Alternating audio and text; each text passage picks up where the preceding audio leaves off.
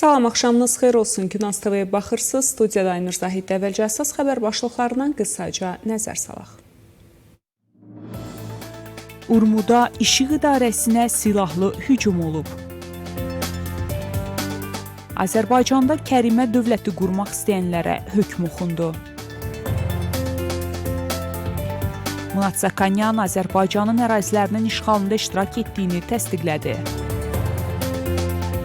Amerika İran qüvvələrinin İraqdan çıxarılmasını tələb edib. 107 yardım maşını Qəzzaya daxil oldu. İndi isə daha ətraflı. Bugün Qərbi Azərbaycan əyalətinin mərkəzi Urmuş şəhərinin İşıq İdarəsinə silahlı hücum olub. Bu barədə əyalətin polis rəisi Rəhim Cahanbəxş məlumat verib. Bugün polis qüvvələri odlu silahdan atəş açaraq bir vətəndaşı ölümlə təhdid edən şəxsi həbs edib deyə məlumatda bildirilib. Hücumçunun kimliyi barədə açıqlama verilməyib.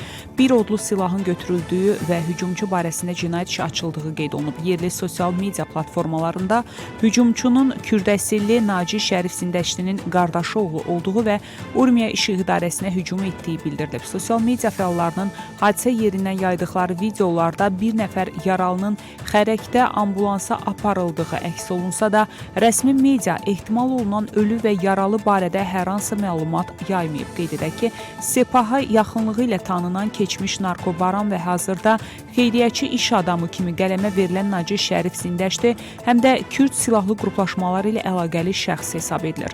Bundan əvvəl narkotik maddələrin alveri və qətildə ittiham olunan Zindəşli bir müddət sonra həbsdən buraxılaraq Türkiyəyə gedib. Orada əməllərini davam etdirən narkobaron həm də Türkiyədə yaşayan Tehran hökumətinin müxaliflərinin uğurlanaraq İrana gətirilməsi ilə məşğul olub. Bir neçə ağır cinayətdə ittiham edilərək həbs olunan Naci Şərif Zindəşli buraxılıb, sonradan müəmmalı şəkildə Türkiyədə də həbsdən buraxılıb İrana qayıdaraq Qərbi Azərbaycanda böyük biznes şəbəkəsi qurub. O hazırda Qərbi Azərbaycan əyalətində Azərbaycan torpaqlarına iddia edilən Kürd qruplaşmalarının əsas himayəçilərindən biri kimi tanınır. Təbrizin yük maşını sürücüləri başqa bir neçə şəhərlə eyni vaxtda tətil elan ediblər. Bununla bağlı onlar sosial mediada məlumat yayıblar. Narazı sürücülər yanacaq kvotasının azaldılmasına, sığorta haqqının yüksək olması və yük daşıma tariflərinin az olmasına etiraz edirlər. Qeyd edək ki, bundan əvvəl Qəzvin və başqa bir neçə şəhərdə də sürücülər tətil elan ediblər. Davam edirik. Azərbaycanda qanunsuz olaraq kərimə dövləti qurmaq niyyətində olan şəxslərin cinayət işi üzrə məhkəmə araşdırması başa çatıb. Bakı Ağır Cinayətlər Məhkəməsində keçirilən sonuncu iclasda hökm oxunub.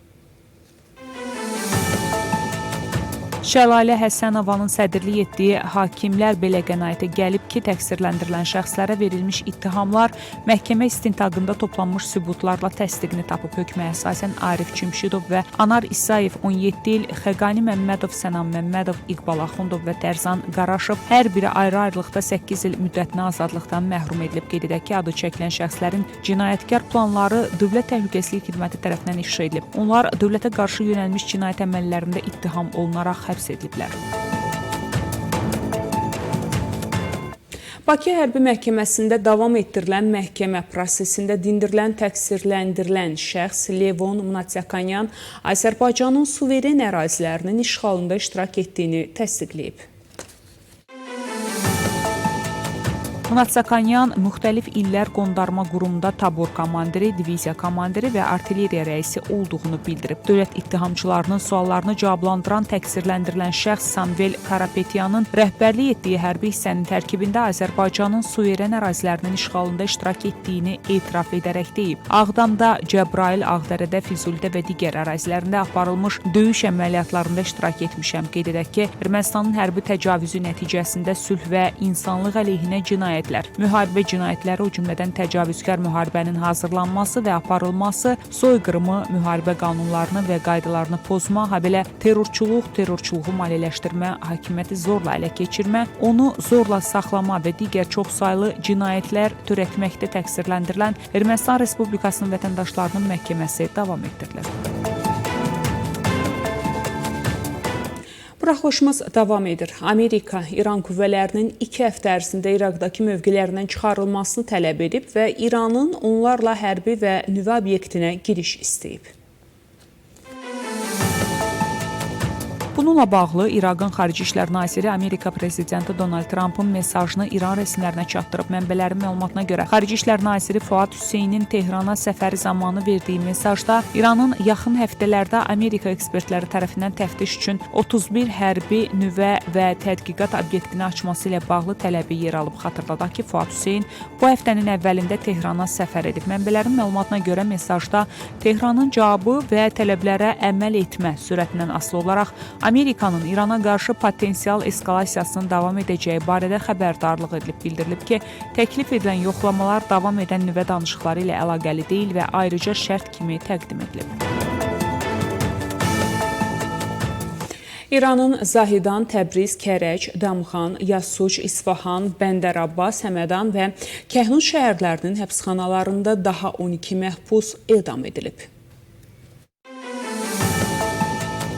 Bu barədə İran İnsan Haqları Təşkilatı məlumat yayıb. Onlar narkotik maddələrin alveri və adam öldürməkdə günahlandırılıblar. Bununla da cari ildə kimliyi müəyyənləşdirilən edam edilənlərin sayı 445-ə çatıb, onlardan 15-i qadındır. Tehran uranın zənginləşdirilməsini inkar edən heç bir razılaşmanı qəbul etməyəcəyi bu sözləri İran Xarici İşlər Nazirinin müavini Məcid Təxt Rəvançi deyib. Amerikalılar qərar verməlidirlər. Onlar sövdələşmə yoxsa qarşı durma istəyirlər. Onların hər ikisinə sahib ola bilməzlər, deyə İran Xarici İşlər Nazirinin müavini bildirib. Təxtrəvançı İranın yüksək səviyyəli zənginləşdirilməsini dinc məqsədli tədqiqat və tibb üçün zəruri hesab edib. Qeyd edək ki, istər Amerika kəşfiyyatının, istərsə də Atom Enerjisi üzrə Beynəlxalq Agentliyin məlumatlarına görə İran uranı dinc məqsədlər üçün gərək olandan qat-qat artıq zənginləşdirib və qısa müddətdə nüvə silahı əldə edə bilər. İsrail mediası ötən gün qida və tibbi ləvazimat daşıyan 107 yardım maşınının Qəzzaya daxil olduğunu bildirib.